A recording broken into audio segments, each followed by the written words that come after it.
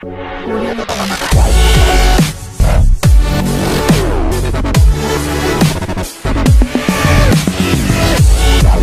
में न्यूज़ आती रहती है कि 2023 का जो साल है वह इंटरनेशनल मिलेट ईयर घोषित किया गया है और बच्चे भी बोलते रहते हैं और सब जगह मिलेट मिलेट मिलेट मिलेट हो रहा है। नमस्ते, मैं हूं डॉक्टर नलिनी मल्हारा। हॉबी डूबी डू के इस मंच पर हम हर हफ्ते नए नए कलाकारों, अलग अलग क्षेत्र में काम करने वाले लोगों को यहाँ आमंत्रित करते हैं। तो आज हमारे साथ है आदरणीय Anil Bhokare sir. Sir, hobby डूबी डू के इस मंच पर मैं आपका हार्दिक स्वागत करती हूँ। मैं सर का परिचय कराऊंगी।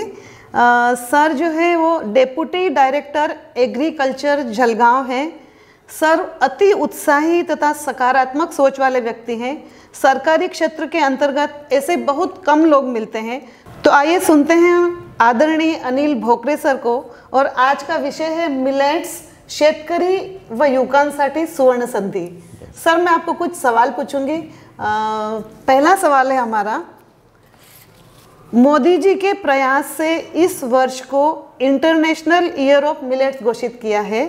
सर, क्या आप हमें इस बारे में बताएंगे कि मिलेट्स को इतना महत्व क्यों दिया जा रहा है? तर निश्चितच आपल्या भारत देशाचे आदरणीय पंतप्रधान माननीय श्री मोदी सर यांनी संयुक्त राष्ट्र संघाला आपल्या भारत देशाचं ज्यावेळेस नेतृत्व केलं, त्यांनी भारत देशाची असलेली पारंपरिक शेतीमधले महत्त्वाचे पौष्टिक तृणधान्य, त्यांचं उत्पादन क्षमता, त्यांचं पर्यावरणाशी असलेला संबंध, त्याचप्रमाणे ग्लोबल वॉर्मिंग हा जो काही एक चर्चेचा विषय आणि त्याचे अनिष्ट परिणाम आपल्या सर्वांना जे आपण भोगतो आहोत, याला जर का शेतीमध्ये शाश्वत शेतकऱ्यांच्या दृष्टीने हमीचं पीक कुठलं असतील तर ते पौष्टिक तृणधान्याचे पिकं, त्याचप्रमाणे पूर्ण जगाला आरोग्याच्या असलेल्या समस्या आणि या आरोग्याच्या समस्येवर असलेलं जर का कमीत कमी खर्चाचं तंत्रज्ञान कुठलं असेल तर आहार विहार आणि मग आरोग्य या दृष्टीने पौष्टिक तृणधान्याला एक अनन्यसाधारण महत्त्व 2017-18 पासूनच भारत देशाने पूर्ण जगाला हे दिलेलं आहे। 17-18 वर्षामध्ये आपण आंतरराष्ट्रीय तृणधान्य वर्ष म्हणून साजरी केलं आणि त्याचाच एक परिपाक म्हणून या वर्षापासून म्हणजे 2023 हे आंतरराष्ट्रीय पौष्टिक तृणधान्य, की ज्या पौष्टिक तृणधान्यामध्ये आपल्याकडे ज्वारी, बाजरी, नाचणी, राळा, भगर, त्याचप्रमाणे बार्नयार्ड मिलेट, फॉक्सटेल मिलेट आणि सगळ्यात महत्त्वाचं म्हणजे राजगिरा, अशा विविध प्रकारचे 8 पौष्टिक तृणधान्य याला राजमान्यता देखील राजपत्राद्वारे आपल्या केंद्रीय शासनाने याला घोषित केलेलं आहे। आणि म्हणून याचं शेतकऱ्यांच्या दृष्टीने असलेलं महत्त्व, आरोग्याच्या दृष्टीने असलेलं महत्त्व आणि सर्वात महत्त्वाचं म्हणजे वातावरणातल्या बदलानुसार झालेल्या पीक पद्धतीत शाश्वतपणे जर का कुठलं पीक असेल तर ते आपलं पौष्टिक तृणधान्य आहे। आणि म्हणून या सर्वांचा परिपाक म्हणून आज पूर्ण भारत देश आणि आंतरराष्ट्रीय पातळीवरती 2023 हे आंतरराष्ट्रीय पौष्टिक तृणधान्य वर्ष म्हणून साजरी केले जात आहे। आणि याचं साजरी करण्यापाठीमागे जर का पूर्ण आंतरराष्ट्रीय पातळीवरती पूर्ण जगाला जी दिशा दिली असेल, मला सांगायला अभिमान होतो, त्यामध्ये भारत देशाच्या पंतप्रधान माननीय श्री मोदी सरांचा आणि आपल्या संशोधकांचा फार मोठा हातभार आहे। आणि त्याच अनुषंगाने आपण जगामध्ये, भारत देशामध्ये आणि पर्यायाने महाराष्ट्रात आणि महाराष्ट्रातून जळगावमध्ये आपण 1 जानेवारीपासून आपण याची अंमलबजावणी आता सुरू केलेली आहे। आणि पौष्टिक तृणधान्य त्याचा अर्थच असा होतो की पौष्टिक आणि विविध प्रकारचे तृणधान्य याचा संगम आपण आरोग्याच्या दृष्टीने फार मोठी चळवळ। आणि याला मी असं सांगेल की शेतकऱ्यापासून तर आपल्या खाण्याच्या प्लेटपर्यंत, म्हणजे farm to plate, farm to fork अशी जी काही संकल्पना आहे ती अंमलबजावणी करत असताना आम्हाला सांगायला आनंद होतो की यामध्ये फक्त कृषी विभाग नाही आहे, यामध्ये संशोधन ज्यांनी केलेले असे कृषी विद्यापीठाचे शास्त्रज्ञ, फूड टेक्नॉलॉजीचे शास्त्रज्ञ, त्याचप्रमाणे आमचा खाणारा हा नागरिक वर्ग म्हणजे शेतकरी, नागरिक, संशोधक, त्याचप्रमाणे प्रचार प्रसिद्धी करणारे आमचे विविध माध्यमं, एवढंच नव्हे तर हे सगळ्या प्रकारचे पौष्टिक तृणधान्याला एक व्हॅल्यू ॲडिशन, एक वेगळं रूप देऊन आमच्या नागरिकांच्या ताटापर्यंत मग खाण्यायोग्य बनवणारे, टेस्टी बनवणारे आणि ही प्रथमच अशी एक आपण कार्यप्रणाली की पौष्टिक असून ते खाण्यासाठी रुचकर अशा प्रकारचे फॉर्म करणारे आमचे मिलेट उद्योजक या सगळ्यांचा सर्वसमावेश आपण या कार्यप्रणालीमध्ये करून घेतलेला आहे. आणि मिलेटचं जे महत्त्व आहे ते आपल्याला आता पटलेलं आहे. विशेष करून कोरोनापासून आपली स्वतःची प्रतिकारशक्ती वाढवण्यासाठी आणि निसर्गाचा असलेला बदल याला जर का कुठलं समरस जर का कार्यप्रणाली असेल तर ती आहार आहे. आणि मग असं म्हटलं जातं की जे ज्या ठिकाणी जे पिकतं तेच आपण खाल्लं पाहिजे. आणि खरं तर हेच पिकं आमची होती. म्हणजे फार पारंपरिक पद्धतीपासून आता आपण जर का पाहिलं तर आता माझे आजी आजोबा म्हणजे 90 वर्षापेक्षा जास्त टिकले. त्यांना भरपूर प्रकारचे अपत्य होती. आणि मग अशा वेळेस जर का कुठलं खाद्य होतं तर ज्वारी बाजरी होती, नाचणी होती. त्याचप्रमाणे मग याचाच परिपाक म्हणून आता जर का आपण पाहिलं तर आपल्याला जरी लोकसंख्या वाढली पण प्रति कुटुंब ही त्याच्या असलेलं मुलांची संख्या कमी आहे. नंतर आपलं सरासरी वयोमान हे कमी झालेलं आहे.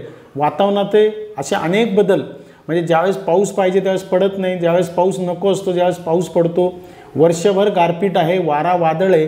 आणि या सगळ्या संकटांना जर का सामोरं जायचं असेल आणि सगळ्यात महत्त्वाचं म्हणजे हेल्दी आणि वेल्दी नेशन होण्यासाठी आपल्याला सगळ्या नागरिकांची म्हणजे लहान मुलांपासून तर वृद्ध असलेल्या सगळ्या नागरिकांची तब्येत आणि आरोग्य हे जोपण्यासाठी मिलेटचं एक फार चांगल्या प्रकारचं महत्त्व आहे. आणि म्हणून आपण आंतरराष्ट्रीय पौष्टिक तृणधान्य हे वर्ष साजरी करतो आहे. शेतकऱ्यांना पण ते फलदायी आहे, उपयुक्त आहे, उद्योजकांना पण आहे आणि नागरिकांना ज्याचं जे सेवन करतील यांच्यासाठी. आणि आपण जे म्हणतो की येणारी पिढी फार सशक्त पाहिजे, बलवान पाहिजे, वैचारिक पातळीने ते सदृढ असले पाहिजे. तर याला जर का मूलभूत कुठलं बेस जर का असेल तर तो मिलेट इज अ बेस. आणि म्हणून आपण आंतरराष्ट्रीय पौष्टिक तृणधान्य वर्ष हे साजरी करतो आहोत. फक्त हे वर्षच करणार आहोत का नाही, या वर्षापासून अविरतपणे आता आपण साजरी करणार आहोत. सर आपने कितना अच्छा मिलेट का महत्व बताया है. आज के बाद तो मैं अब मिलेट ही खाऊंगी, मिलेट्स ही खाऊंगी. बहुत अच्छा. सर अभी मेरा दूसरा सवाल है आपसे कि सर क्या आप हमें बताएंगे कि मिलेट्स को सरकार इतना क्यों प्रमोट कर रही है. ये मिलेट्स है क्या. तो आपण जसं विचारलं तर मिलेट्सचं महत्त्व प्रथम तर आपण म्हणतो की भारत एक कृषीप्रधान देश आहे. महाराष्ट्रामध्ये शेतीवर आधारित फार आपली सगळी लोकसंख्या आहे. आणि मग मी जसं म्हटलं की हवामानाचा जो काही बदल आहे, नॅचरल कॅलॅमिटीज जे काही येत आहेत, याला जर का आपल्याला एक शाश्वतपणे जर का शेतीचं उत्पादन जर का घ्यायचं असेल तर आपल्याला बायोडायव्हर्सिटी म्हणजे जैविक विविधता, मग त्यामध्ये आमची ज्वारी असेल, बाजरी असेल, नाचणी असेल, इतर प्रकारचे मायनर मिलेट्स आहेत, हे सगळे आपल्याकडच्या कमी खर्चाचे हे पिकं आहेत. त्याला कुठल्याही प्रकारचं ज्याला आम्ही म्हणतो की मोठ्या म्हणजे जास्त प्रमाणात बियाणं लागत नाही. म्हणजे 1 किलो पेरलं की आपल्याला 2 क्विंटलपासून तर 7 ते 8 क्विंटल त्याचं उत्पादन येतं. म्हणजे सीड टू यील्ड रेशो हा फार चांगला आहे. या पिकांच्या उत्पादनासाठी आपल्याला कुठल्याही प्रकारचं रासायनिक खतं, कीटकनाशक हे वेगळे लागणार नाहीत. आणि अशा इतक्या चांगल्या संशोधित जाती आहेत आपल्या हवामानानुसार कमी कालावधीमध्ये चांगल्या प्रकारे ते उत्पादन देऊ शकतात. आणि म्हणून शेतकऱ्यांसाठी हे पण उपयुक्त आहे. शेतकऱ्यांचा आज जो काही वाढता खर्च वाढलेला आहे आणि ज्याला मार्केटला चांगल्या प्रकारचा भाव जर का आज मिळत असेल आणि त्याच्या प्रोसेसिंग झालेल्या मालाला म्हणजे मूल्यवर्धित मालाला निश्चितच आज मोठी मागणी जर का असेल तर पहिले तर मी म्हणेल की मिलेट्स हे सगळ्या प्रकारचे शेतकऱ्यांच्या दृष्टीने फार हितावं आहे. क्लायमेट रेझिलियन्सला अतिशय चांगले. मी आपल्याला सांगेल की ज्वारी बाजरी, विशेष करून बाजरी हे असं पीक आहे की 63 डिग्री तापमान गेलं तरी ते सहन करतं. म्हणजे आज जळगावमध्ये 45 ते 48 डिग्री आपल्याला सहन होत नाही, पिकांना सहन होत नाही, मनुष्याला सहन होत नाही, पशुपक्ष्यांना सहन होत नाही. तर अशा वेळेस कुठली जर का चांगली पीक पद्धती असेल तर ती पौष्टिक तृणधान्य आणि विशेष करून त्यामध्ये बाजरी आहे. अतिवृष्टी झाली, भरपूर पाऊस आणि ओलावा जर का असेल तर जमिनीतल्या ओल्यावरती येणारे हे मायनर मिलेट्स आहेत. फॉक्सटेल असेल, राळा असेल, भगर असेल तर उपलब्ध पाण्यावरती सुद्धा हे चांगल्या प्रकारचे उत्पादन देतात. आणि म्हणून उत्पादन खर्च कमी करून शाश्वतपणे आपल्याला पीक देणार आहे. दुसरा फायदा काय, आता आपण मोठ्या प्रमाणात जळगाव जिल्ह्यामध्ये कापूस घेतला जातो, पण कापूस हे फक्त नक्कीच नगदी पीक आहे, पण कापसाचा जो काही पराठी निघते हे जनावरं खात नाहीत. परंतु जर का आपण ज्वारी बाजरी घेतली तर या ज्वारी बाजरीच्या पासून जो काही चारा मिळतो तो आपल्या पशुधनासाठी फार उपयुक्त आहे. आणि म्हणून काय होणार आहे की आपण जे म्हणतो की जे जुन्या काळामध्ये आपल्या भारत देशाचा म्हणून असं म्हणायचं की शेतीमधनं सोन्याचा धूर निघतोय, तर तो धूर म्हणजेच काय की नैसर्गिक शेती. त्यामध्ये आपल्याकडे सेंद्रिय शेती किंवा नैसर्गिक शेतीला जे मूलभूत पशुधन लागतं ते आज जी पशुधनाची संख्या जी कमी झाली तर त्याला लागणारा जो चारा आहे तो पुन्हा येणार आहे. आणि मग चाराला म्हणजे दुभतं जनावर आलं, आपल्याकडे बैल आले, गायी आल्या, म्हशी आल्या, ह्या सगळ्यांपासून पुन्हा आपल्याला शेण मिळणार आहे, गोमूत्र मिळणार आहे, दूध मिळणार आहे, पौष्टिकतेचं हे साधन आपल्याला मिळेल. आणि मग गोमूत्र आणि जर का शेणखत आलं तर शेतीवरचा रासायनिक खताचा भार कमी होईल, उत्पादन खर्च कमी होणार आहे. आणि सगळ्यात महत्त्वाचं म्हणजे हवामानाच्या बदलानुसार आपल्याला फार उपयोगी पडणार. एवढंच नव्हे तर या मिलेट्सवरती युवकांना एक फार मोठी संधी आहे फॉर प्रोसेसिंग, विशेष करून व्हॅल्यू ॲडिशन. आज आपण बाजारात बघतो की मोठ्या प्रमाणात विविध प्रकारचे मॅगीज अवेलेबल आहे, नूडल्स अवेलेबल आहे, पण ह्या मिलेट्सवर जर का आपण आधारित मिलेट्स नूडल्स केल्या तर आरोग्याच्या दृष्टीने चांगलं होईल, म्हणजे चविष्ट पण मिळेल आणि पौष्टिक पण मिळेल. आणि म्हणून हे तयार करण्यासाठी आज मोठ्या प्रमाणात युवकांना एक चांगली संधी रोजगाराची आपल्याला मिळणार आहे. म्हणजे शेतकऱ्यांच्या बरोबरच आज युवकांना देखील एक उद्योजक म्हणून आपल्याला पुढे येता येणार आहे आणि नागरिकांना खाण्यासाठी ते अतिशय योग्य पडणार आहे. आणि म्हणून या मिलेट्सचं महत्त्व फक्त नागरिकांच्या आरोग्यासाठीच नव्हे तर शेतकऱ्यांच्या क्रॉपिंग सिस्टीमसाठी निसर्गाच्या सान्निध्यात राहून आपल्याला हे फलदायी होणार आहे.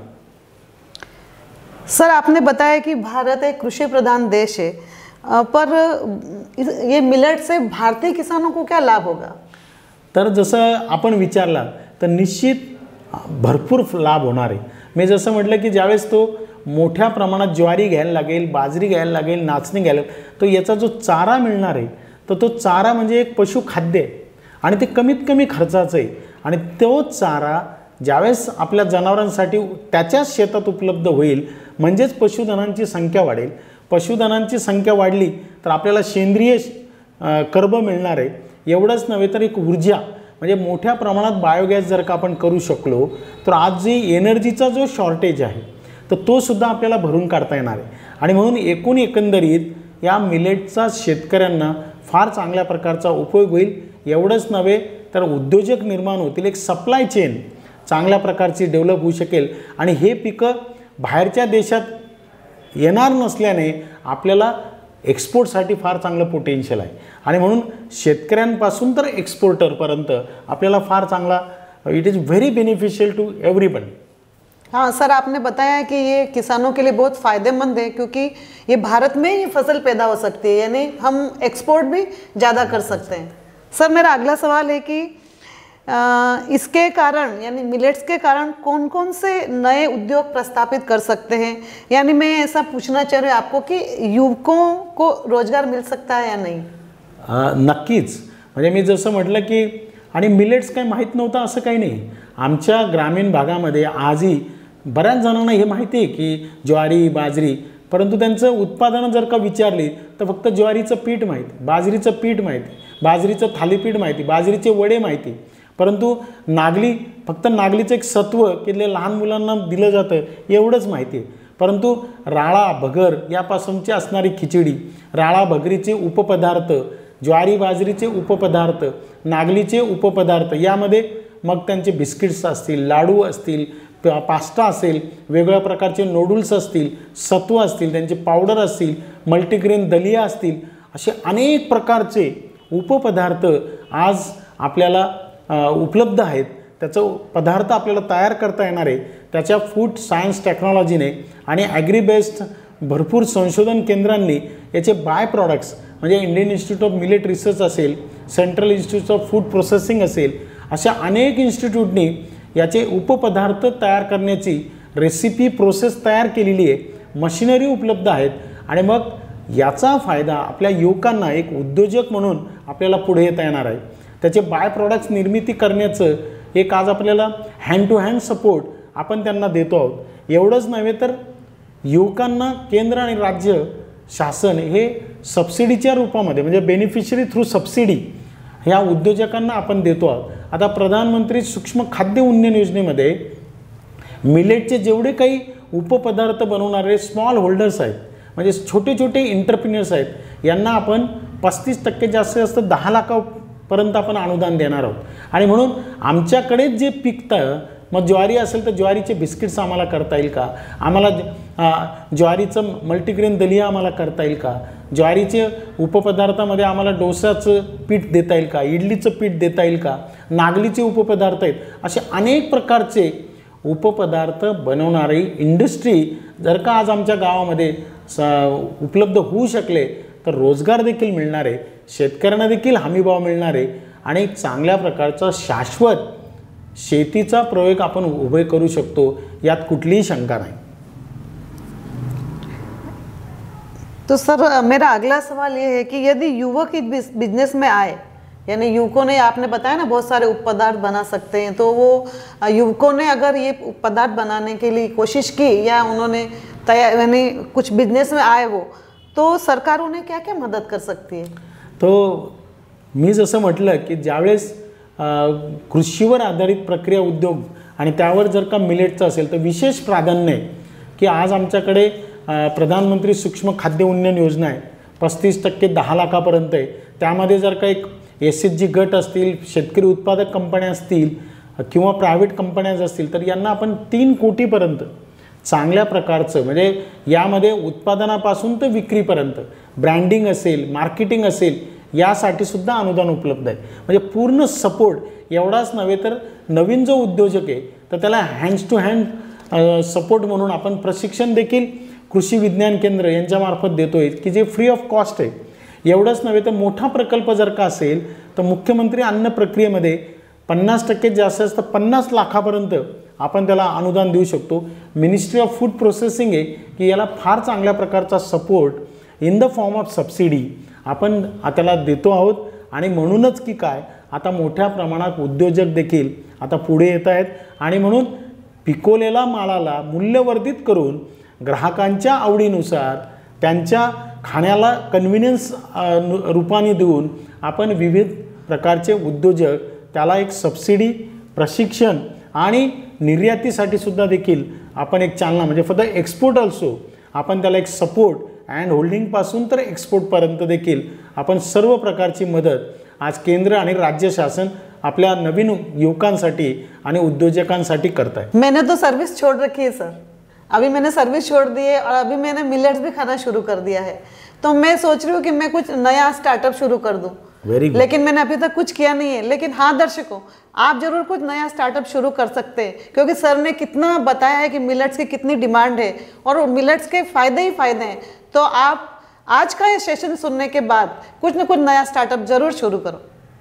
सर मैं आपको हॉबी डूबी के बारे में कुछ बोलने का कहूँगी तो बोलेंगे आप?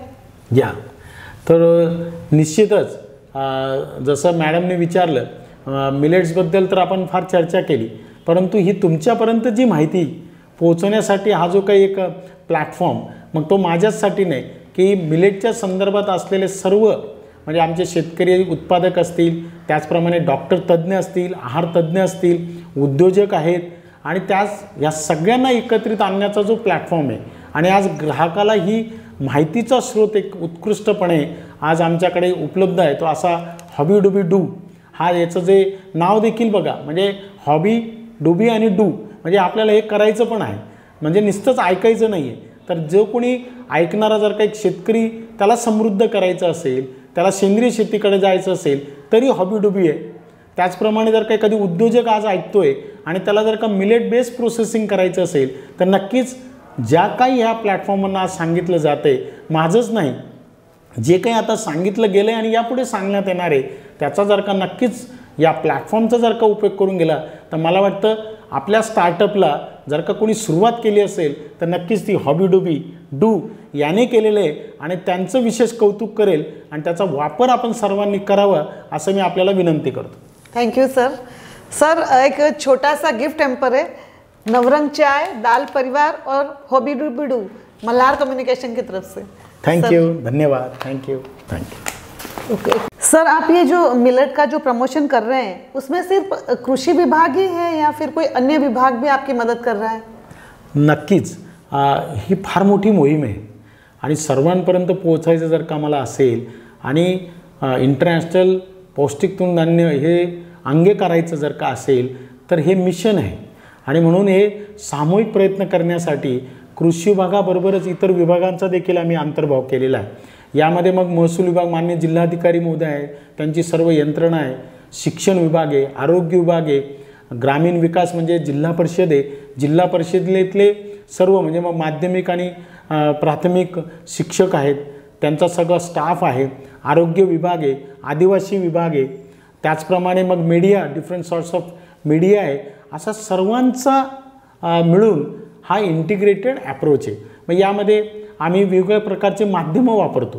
म्हणजे मग आदिवासी विभागाचा काय संबंध असेल तर आदिवासी विभागामार्फत जेवढे काही शाळा चालवल्या जातात आदिवासी विभागांसाठी तर त्याच्या स्टेपल फूडमध्ये आपल्याला मिलेटचा अंतर्भाव करता येईल का, त्यांच्याकडचा हा प्रचार आणखी आपल्याला खेड्यापाड्यापर्यंत कसा नेता येईल। शिक्षण विभागामध्ये जेवढे काही प्राथमिक आणि माध्यमिक शाळा आहेत तर या शाळेंमार्फत आपल्याला निबंध स्पर्धा, वक्तृत्व स्पर्धा, त्याचप्रमाणे चित्रकला स्पर्धेद्वारे देखील मिलेटचं प्रमोशन आपल्याला करता येईल का, महत्त्व सांगता येईल का। एवढंच नव्हे तर विविध ज्या काही खाजगी संस्थांचा देखील आम्ही सहभाग करतोय। मग जळगाव रनर्स ग्रुप असेल, विविध प्रकारच्या पाककला स्पर्धा आहेत, त्यामध्ये आम्ही मिलेट रन, मिलेट दौड हे सुद्धा आम्ही करतो आहोत, ज्यामध्ये डॉक्टर्स, इंजिनियर्स, रोटरीसारख्या असोसिएशनचा देखील आम्ही उपयोग करून घेतोय, जेणेकरून प्रत्येक ठिकाणी मिलेटचं एक देवाणघेवाण चर्चेच्या रूपाने व्हावी आणि आरोग्याच्या दृष्टीने काय संबंध याचा देखील परिपाठ व्हावा, अध्ययन व्हावं आणि म्हणून अनेक विभागांचा आम्ही सहभाग घेऊन या अशा प्रकारचं एक सर्वांगीण विकासाच्या दृष्टीने सर्व घटकांपर्यंत पोहोचण्यासाठी म्हणजे शालेय विद्यार्थ्यांपासून वयोवृद्ध म्हणजे अंगणवाडी सेविका असतील, डॉक्टर्स असतील, हे असतील, PSC सेंटर्स आहेत म्हणजे प्राथमिक आरोग्य केंद्र आहे, या ठिकाणी देखील मग त्यांच्याद्वारे आम्हाला म्हणींचा प्रचार करता येईल का, रेडिओ जिंगल्स आम्हाला करता येईल का, आकाशवाणी केंद्र असतील, TV माध्यमं असतील, मीडिया असतील, हॉबीडुबीसारखे प्लॅटफॉर्म आहेत की जे अनेकांपर्यंत हे सोशल मीडियाद्वारे पोहोचू शकतील आणि म्हणून नुसतंच कृषी विभाग नाही तर यामध्ये सर्व विभागांचा आपण अंतर्भाव करून एक मिशन मोडमध्ये आपण काम करतो। यानी आपका सिर्फ कृषि विभाग ही नहीं है, बहुत सारे विभाग आपके साथ में काम कर रहे हैं, जैसे कि आदिवासी विभाग, शिक्षा विभाग, चिकित्सा विभाग यानी मीडिया, सभी का हमने अंतर्भाव उसमें किया है जो जे कि सभी की तरफ हम पहुंच सके, क्योंकि अकेला कृषि विभाग नहीं जा सकता है तो इसलिए we have shortage of man power, लेकिन इनका सबके मिला के 1+1 2 नहीं होता है, 1+1 11 करना चाहते हैं हम। बहुत अच्छा सर, बहुत अच्छा सर। मेरा अगला सवाल है आपसे कि आप इतना जो कर रहे हैं मिलेट्स के लिए, तो इतना विस्तार कार्य कैसे कर रहे हैं आप? तो जसं मी म्हटलं की आता आम्ही प्रत्येक शाळेच्या शिक्षकांना आणि विद्यार्थ्यांना सामावून घेऊन त्या विद्यार्थ्यांकडून आम्ही पालकांपर्यंत चाललो आहे, म्हणजे पालक मेळावा पण आहे। मग निबंध स्पर्धा घेतल्या, वक्तृत्व स्पर्धा घेतल्या, ड्रॉइंग स्पर्धा घेतल्या, मिलेट रन घेतोय, आकाशवाणी आणि विविध माध्यमातून आमचे आता लेक्चर्स सुरू आहेत। नंतर डिफरंट ऑर्गनायझेशनचे उपयोग करून आहार तज्ज्ञांचा आपण त्यांचा सहभाग घेऊन आहार तज्ज्ञ त्यांचं मार्गदर्शन करतायत, सोशल मीडियाचा वापर करतोय, ऑनलाईन मीटिंग आपण घेतोय, ऑनलाईन प्रचार करतो आहोत आणि सोशल मीडियाचा देखील फार चांगला उपयोग आपण चांगल्या पद्धतीने करतोय। मग वेगवेगळ्या प्रकारचे जिल्हा चर्चासत्र असतील, विविध प्रकारच्या कार्यशाळा आहेत, या सगळ्यांचा अंतर्भाव आपण केला आहे। एवढंच नव्हे तर मिलेट ऑफ द मंथ म्हणजे जो हमारा त्योहार होता है, नंतर आमचे सण होत आहेत, तर या सणांचा सांगड आपण याला घातलं। म्हणजे उदाहरणार्थ जानेवारी हा बाजरीसाठी समर्पित आहे, कारण की संक्रांत असते, भोगी असते आणि मग तिळगुळाबरोबर बाजरीला फार मोठं महत्त्व आरोग्याच्या दृष्टीने दिलेलं आहे। जानेवारी झाल्यानंतर फेब्रुवारी महिन्यामध्ये हुरडा असतो, ज्वारी, रब्बी ज्वारीचा हुरडा, आणि म्हणून ज्वारीचं महत्त्व हे फेब्रुवारीमध्ये आम्ही प्रत्येक माध्यमाद्वारे लोकांना सांगणार आहेत। मग हुरडा पार्टी आपण ऑर्गनाईज करतो, त्या ठिकाणी ज्वारीचं महत्त्व आणि मग बाजरीचं आरोग्याची काय संबंध, ज्वारीशी आपल्याला काय संबंध, कशा प्रकारची एनर्जी मिळते, किती प्रोटीन्स मिळतात, कार्बोहायड्रेट्स मिळतात, हे सगळं आपण फायबर्स मिळतात हे आता त्या महिन्याला ठेवले. नंतर मग ऑगस्टमध्ये आपल्याला कशा पद्धतीने म्हणजे राजगिरीला प्रमोट करता येईल, ऑक्टोबरमध्ये भगरला करता येईल, अशा सगळ्या महिन्यांचं देखील आपण चांगल्या प्रकारचं मिलेट म्हणजे मिलेट ऑफ द मंथ हे सुद्धा आपण निर्धारित केलेलं आहे आणि फार मोठी चळवळ अपन विविध माध्यमातून ती उभी करतो. सर मेरा आखिरी सवाल है आपसे कि आप गवर्नमेंट सर्वेंट हैं, आप पे काम का बहुत प्रेशर रहता है, बहुत काम करना पड़ता है, इतनी बड़ी पोस्ट है, लेकिन फिर भी आप आज शाम को भी, यानी शाम नहीं रात हो गई तो भी आप इतने एनर्जेटिक कैसे लग रहे हैं? तो मैं तो म्हणजे मी तर नक्कीच सांगेल सगळ्यांना की याचं जर का करायचं असेल तर आहारामधला बदल, फूड स्टाईलमधला जो काही बदल आहे, आम्ही आज गेले 4 वर्षापासून ज्वारी, बाजरी, नाचणी, राळा, भगर हा जो काही खाण्याच्या पद्धतीमध्ये जो आम्ही बदल केला तो नक्कीच एनर्जी आहे. आज आम्ही बाजरीची भाकरी खाल्ल्यानंतर हायेस्ट सोर्स ऑफ एनर्जी आहे, कॅलरीज आहे. नागली म्हणजे मुलांना जे दिलं जातं सत्व, तर का दिलं जातं लहानपणी, तर ते एनर्जेटिक फूड आहे. म्हणजे कर्नाटक हे राज्य असं आहे की त्या ठिकाणी शासनामार्फत त्याला असं म्हटलं जातं नागलीचे मुद्दे म्हणतात, म्हणजे असे गोळेचे गोळे ते खातात आणि मजूर भरपूर काम करतात. आणि मला सांगायला आनंद होतो की मी आय डेली कन्झ्युम मिलेट्स, वेगवेगळ्या प्रकारचे आम्ही नाचणीचे बिस्किट्स खातो आहे, नाचणीचे आम्ही सत्व खातो आहे, बाजरीचे अनेक प्रकारचे उपपदार्थ खातो आहे. आणि द सिक्रेट इज की ते मिलेट्स. आणि मग मी तर सगळ्यांना आवाहन करेन मिलेट्सचा आहारामधला वापर, दररोजचा योगा, एक्सरसाइज आणि सगळ्यात महत्त्वाचं म्हणजे सकारात्मक दृष्टिकोन, positive attitude will extend your happy life. आणि अशा प्रकारचं जर का आपण करू शकलो, सांगड जर का घातली तर नक्कीच मी तुम्हाला सांगतो मिलेटचं महत्त्व इतकं अनन्यसाधारण आहे. आता अमेरिका आणि ज्या ज्या ठिकाणी कॉम्प्युटरचे जो काही त्याला असोसिएटेड लोक आहेत तर ते दे आर रिप्लेसिंग राईस. हो, भात को अभी रिप्लेस कर रहे विथ भगर, कारण की भगर खाल्ल्याने गच्च होत नाही. भगरचे भरपूर फायदे आपल्याला डायजेशनचे, आणि जे काही आज डायजेशनचे इनडायजेशनचे जे प्रॉब्लेम आहेत तर ते देखील मिलेट्स विशेष करून भगर दूर करत असतील. आणि तेच एक कारण आहे आमच्या उत्साहाचं, नंतर आपल्या असोसिएशनचं आणि आपल्यासारख्या उत्साही लोकांबरोबर राहून आपण हे सगळं करू शकतो. तो दर्शकों आपको समझ में आया कि सर इतने एनर्जेटिक क्यों हैं? तो आज का सेशन सुनने के बाद आपको भी क्या खाना है? मिलेट्स खाना है, बाजरी खानी है, ज्वारी खानी है, उसके बहुत सारे उपपदार्थ जो सर ने बताए हैं, नूडल्स है, वो सब खाने हैं हमको. तो आज से आप खाना शुरू करेंगे? सर आज आप इस हॉबी डूबी डू के मंच पर आए और आपका अमूल्य समय दिया, उसके लिए हम आपके बहुत बहुत आभारी हैं. Thank you sir. Thank you. मैं तो हॉबी डूबी ये मंच का बहुत बहुत आभार व्यक्त करता हूँ और सबको श्रोतों को ये मिलेट गुड नाइट भी करता हूँ. मिलेट शुभरात्री. Thank you. Thank you. Thank you sir. Bhokare sir, आमच्या मालेगावचे जे क्लायंट आहेत MP केमिकल्स, त्यांच्यातर्फे तुम्हाला खास ही भेट, तुम्ही खूप चांगलं कार्य करतायत मिलेटबद्दल म्हणून ही पाठवलेली त्यांनी खास. म्हणजे आम्ही जेव्हा मालेगावला त्यांना सांगितलं की असं आम्ही हे कार्यक्रम करतोय, म्हणजे माझ्याकडून देखील एक गिफ्ट घेऊन जावं त्यांना द्यायला. Thank you very much. थँक्यू. फार छान. आणि या गिफ्टबद्दलच हॉबी डुबी आणि ज्यांचे तुमचे मित्र आहेत मालेगावचे त्यांनासुद्धा आमच्या शुभेच्छा सांगा. Millet thanks.